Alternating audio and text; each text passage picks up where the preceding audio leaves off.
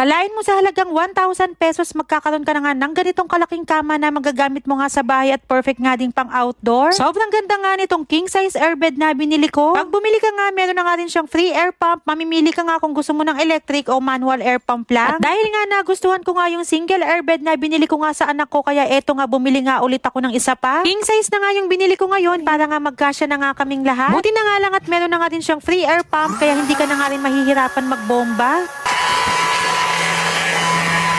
Perfect nga din yung ganito, lalo na't madalas nga kami mag-staycation para hindi na nga kami mag-a-additional fee para sa mattress. Since na-deflate nga siya, kaya perfect nga siya dalhin kahit saan. Kung magbe-beach naman kayo, pwede nyo nga rin to ihagis sa tubig kasi lumulutang din naman siya. At perfect nga din ito pag magka-camping kayo para hindi na nga rin sasakit yung mga likod ninyo. Sobrang comfy talaga niya mga mari, at alam mo bang napakasarap matulog dito? Sobrang ganda pa ng quality niya dahil Best Way brand na nga rin siya. Kaya naman kung wala pa rin kayong malambot na higaan sa bahay, mag-airbed na din kayo. Sobrang mura lang pala nito. Yung link dito ilalagay ko lang sa yellow basket or sa comment section.